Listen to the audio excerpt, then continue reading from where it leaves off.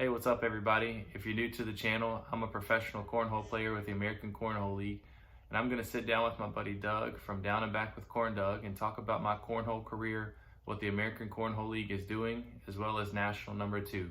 Remember, if you like what you see, give me a like, subscribe, and turn on notifications. Welcome back to another edition of Down and Back with CornDoug, presented by Octane Cornhole. This week, we've got ACL Pro Jay Corley on the show. I'm going to be talking to him about some, his tournament they had down in Fort Lauderdale, the first national, his YouTube show that he now has on, which is pretty good. If you haven't checked that out, you got to check that out.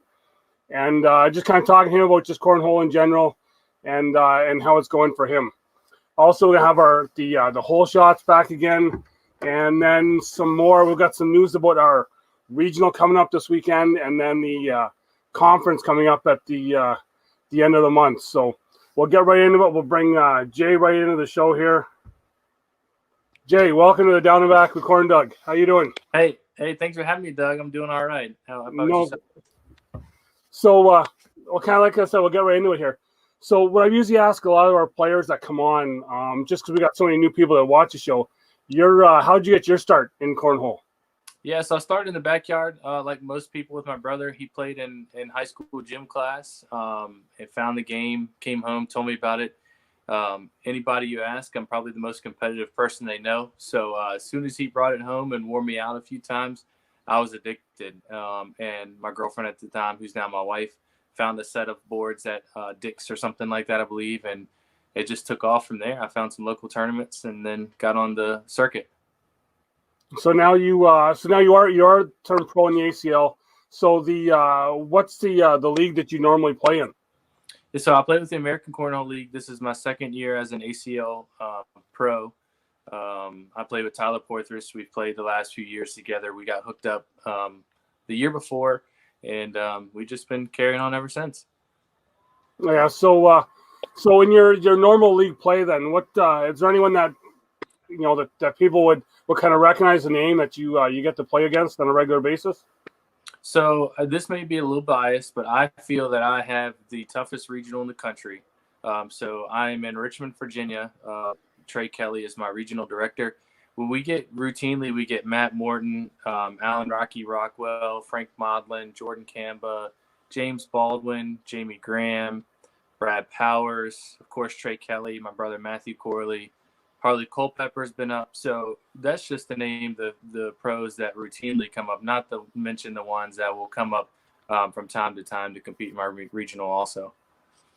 Yeah, I know for ourselves here, and I'm going to talk about later on in the show here, but we're getting this weekend, we're supposed to have PJ Sorrow, Mike Ferreira coming up they're coming from Boston, so they're making like an 8-hour trip to just play in a regional here with us.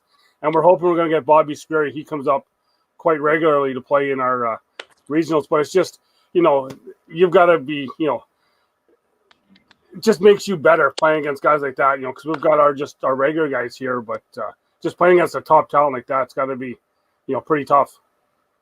Yeah. Some people complain about the competition being so readily available, but if you really want to play at the highest level and be able to compete when you go to nationals on that stage, to play on the stage, and of course for a chance to win, you want to be able to routinely play those guys and girls the best you can, because that's just going to prepare you to be ready for those events. So yeah, you're absolutely right, and I think it's great what you're doing up there, and I think it's great that guys are going to make the trip for even just a regional tournament. Regionals hold a lot of value, so guys and girls are willing to travel, and I think it's awesome that they're going to travel up there and compete with you guys. Yeah, like we, like I've always said, you're going to get better to play when you're playing better people, and we had our eyes open back 2018 when we were down in Cherokee. There was about 6 of us that went down for that, and it was just from playing in our regular stuff here to going down there, and it was just wow. So then. And then last year we had Scott Sullivan, Jamie Cowan playing in the WCO Invitational there, and now I think we got about 10 or 12 of us that are going to be heading down to Cleveland for that second national. So it's going to be interesting for some of our newer guys that are just going to be in there for the first time. So, I'm not sure if I lost you here. We'll see if we can try and get Jay back here.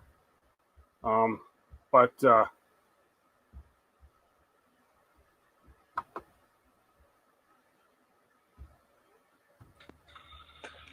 yeah, I'm back now. okay, we got you back there. So like I said, I was saying we're gonna have some guys that are coming down new and are gonna be just competing in that for the first time. So it's gonna be interesting to see them. Yeah, nationals are absolutely electric now. They provide you with a chance to meet people that you hadn't met before, and it's not just one or two players or one or two teams that you can mark that are going to be in the Final Four or whatnot at every tournament. It's it's 20 to 30 teams that from anywhere in the country that have a chance to win, and so anytime you have a chance to go to an event like that and witness something like that is always special for sure. So then, on the topic of nationals, how did you feel you did in your the first one down in Fort Lauderdale? I felt personally like I underwhelmed. It's the old saying is you are your own worst critic. So of course I felt like I remember the shots and things that I could have done differently, of course, to play a little bit better. But fourth in our bracket, I think we lost to Ryan Windsor in pro doubles and Isidro Herrera on a call that I made for my partner Tyler. Some people would probably say I didn't make the right call. It's 2019 and he's got the last bag and it's an wide open airmail to win the game. And in my opinion, anytime you have a chance to beat a quality team like Ryan and Isidro, regardless, in a situation like that, I'm going to tell my partner I have the confidence in him to shoot it every time. So we lost to the losers bracket on that one, and then we lost to Red Hot Jimmy McGuffin and Greg Geary. They knocked us out. So fourth in our bracket, losing to guys like that, and the other top team was Rockwell and Matt Stout. So it's not like we lost out to teams that we don't feel like we were better than. We feel like we, of course, could compete with them, but respectable losses. And then singles, Timmy Pitcher actually knocked me in the losers bracket when he made a deep run and made, a lot of big shots in singles I ended up seeing. So, again, nothing, that's a respectable loss. And then Jay Dotson knocked me out. So, overall, do I feel like I could have played better? Absolutely. I missed some shots, but I didn't lose to competitors that I thought that I should beat on a regular basis. I felt like I'm in the same level and they just got the better of me that day. So overall we have room to improve on, but not a bad start to the season for sure. Yeah, I got to watch some of the live feeds there and the pro division, and just some of those guys were just lights out, compared to from us watching up here. But it was just that competition down there was just amazing to see. Yeah, and it goes tournament by tournament when it's your time. Last year when me and Tyler, we opened up in Fort Lauderdale, and we couldn't hit water if we fell out of a boat and pro doubles. So we looked like we just hadn't played in months. And we turned around that afternoon in advanced doubles, and we made the Final Four. So, it's just a game of runs, and we turn around in St. Louis, and we go and win the Crew Cup, me and Tyler, with Derek Vatiger and Leslie McKeever. And then we come back and we play so-so in pro doubles and go out, and then we win advanced doubles. So, yeah, it's really a game of runs and getting that continuity with your partner, especially in doubles, of course, and hoping that it's your time, hoping you prepare mentally and physically for that 3-day grind. Mm-hmm. So then on to some other stuff now. So you now started up your YouTube channel, a YouTube show of, I got to see, you got to see some of the people you actually played against in your one tournament there, that you're talking to all the guys, and it was just, even like you said, you have so many good guys that you play against. So how's that the new channel been going? Oh, that's a blast. That was something that I was in the works of doing. I've talked to my wife about it quite a bit, about starting it up for a couple reasons. One, the main one was a fun way to be able to document, if you will, my cornhole career. So I can go back when my two daughters are older, I can go back and show them videos and clips that say, look, this really did happen if I'm no longer playing, and say, I really was. I considered myself one of the best in the world when you were just a baby, and I have something to show them. So it's a fun way to document that. And then it's also a way I can go back and kind of review events, look at certain shots, because I still, I film every game.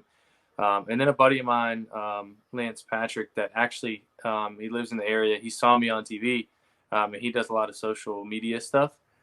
He's given me a lot of insight and a lot of pointers. So it was something I really wanted to get off the ground and get going. I realized how difficult it is to go to an event and try to, do everything and get all the shots you need for videos like this at an event. Is really hard to do that hand play at a really high level. So it's been fun, but it's also been a challenge also. I know for me, like when I started off this year show, it was like, because everyone here is just, we've got our own little bubble kind of thing just to see, there's, the pro players, the players on the States, even some of the players around in our province here, just, everyone is the same. Like when we talk about it, going to see, to talk to yourself or even some of the other pros, just at a tournament, everybody's the same. Everyone will just sit down, have a beer, talk, and it's almost like a party. Like, you're playing against the other people, but you're there for a little bit of fun as well too. Yeah, and that's something that I've really started to work on as an ACL pro. Watching guys and listening to guys. I study a lot of my competitors. The one that I've really studied a lot was Frank Modlin, Jordan Kamba, about how they approach the game. And the one that I've recently watched is Ryan Smith, because he made a comment that really kind of resonated with me, is that it's not just a game that you can go drink beer and play anymore. And if you're playing to have fun, obviously you can, but if you're playing at the highest level, you really have to dedicate your time mentally and physically to get your body ready for these events. So you have to be able to balance that, like you said, going and just having a beer with the guys and enjoying it. And then when it's time to click it in mentally, you got to be able to switch that, turn that switch on. Exactly. Yeah. Like his name has popped up so many times within the show here, just because everybody knows him. Everybody, he's a great guy. I got to play against him. He waxed me pretty good in a blind draw, and but it was still a great time just to talk with him and in that same realm, talking with Timothy Pitcher, he said, there's times when you feel like you're just going to play checkers, and you end up playing chess when you're in a game. That's absolutely right, and I think that's kind of one of the things I've taken from Ryan is you don't have to, and Timmy as well. I've got to give Timmy a shout out. When I was first starting, he was one of the guys that was always approachable to talk about the game. He picked you up when you were down, told you kind of what he saw maybe you could work on. But with Ryan, those guys really like to, and Frank, they really like to play that chess game. They don't have to go bag for bag to beat you. They've got all the shots. And so that's one of the things I'm working on is, it's great to have a slide shot and an airmail. If you're Matt Guy or Ryan Windsor and you can live off of that, great. But not everybody has that luxury. So to be able to add the shots where you can step out and maneuver around bags and backdoor, blockers and things like that is, I think, is something that can separate me, and that's something I can really take from those guys and the way they play. Mm-hmm.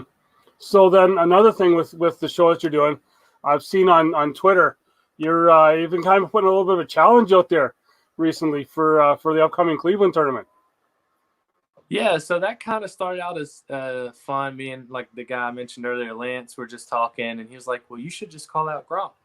And so my brother actually called out Gronk in the first one, and I got to messing around with TikTok. So I made a stupid little video and called him out there. And then I was like, well, why don't I just pick a guy from an NFL team every single day and tweet to him and see what happens and see if I can get one of them out here. They've already gotten Sam Darnold and Daniel Jones out to Fort Lauderdale, which was awesome. So if I could get an athlete of any sport, honestly, to come out and join us and be a part of it and see how electric it really can be, then that would be goal accomplished, just to get one out and have some fun with us. Mm-hmm. Yeah, because it's, like you said, it is about having fun, and it's I think that's just an awesome thing to do, because I talk with, in that same realm, we've been doing some kind of tournaments with the Toronto Argos here, which are the CFL football team here, and they're kind of in with the Maple Leaf Sports Entertainment. So I was like, if we can get with the Raptors, and I can get with Timothy Pitcher with his background, I was like, and that's when they had Kawhi, and I was like, I messaged Timmy, I was like, hey, if we can get in with the Raptors, you want to try and see if we can play Kawhi? And he was like all over it. But it's just getting that other sport in is just, would just kind of help to grow in the game.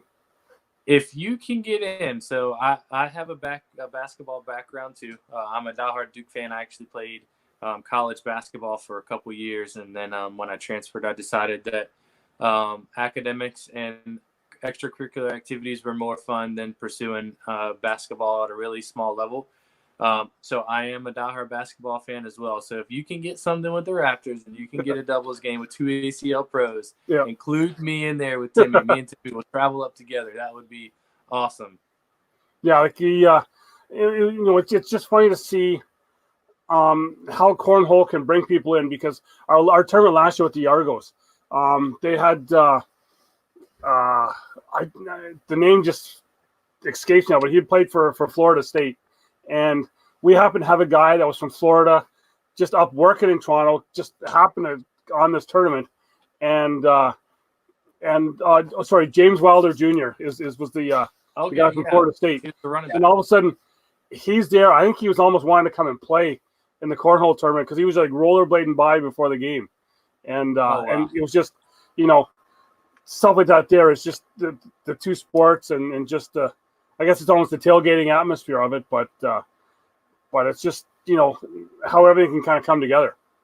Yeah, it's cornhole's a really unique game in the fact that it gives former athletes another way to compete at the very highest level, and you don't necessarily have to stay in shape, physical shape, but it's unique in the fact that I really compare it to golf. No matter how many times you play, you can't perfect the game, if you will.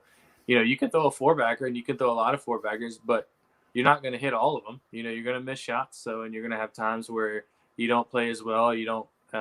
Golfers don't hit the ball as well as they'd like, and of course, cornhole players don't throw every single bag the way they want to. So it keeps you coming back for more because you can never perfect it. Exactly, and the hard thing is when you lose it and you're trying to get it back, is just that struggle to get it back, because I've been kind of going back and forth with some people because I've been like a year just trying to get my game back, and then our league the other night, I just happened to, one guy was like, just hold the bag. It's all in how you hold the bag. I was like, okay, so I changed that up, and all of a sudden, it's almost like it's half back. It's the grip. It's crazy when you're playing, and sometimes I really do feel like you can play too much, where you're playing, and then you tweak something one night, and it feels great, and the bags are going everywhere you want to, and then you forget what the tweak was, and then you try to go back to where you were, and all of a sudden you've created a bad habit, which I actually had that happen with my curve shot. So I got happy with that curve shot, and then all of a sudden my wrist action was always a curve shot, and it's so unpredictable to try to hit that small window on every single shot. So I've talked to guys. Another one I've talked to recently was Jamie Graham, which I have to say, I think Jamie Graham has the best mental game in cornhole of anybody I've ever seen. He knows the techniques. He helped fix my throw in 2 days last weekend. So sometimes it's just getting back to basics and asking somebody else with a good mental game what you can do to switch, because you feel like you've tried everything you can. Yeah, and it's exactly like that. You think you did it, but it's that one little tweak that it just gets it back, and and then you're kind of almost back on. So, right. But yeah. So one other thing I always ask people as well too is and we've kind of touched a bit on it, but what would you say to new players just kind of starting out? I would say get involved as much as possible. Go to your local tournaments, try to find where the better players are. Even if you still throw, say a tumble bag or something, find your local pros, find out as much as you can, pick their brains. If you want to take it to the next level, find out how you can get that bag flat, different practice routines. Of course, everybody practices differently.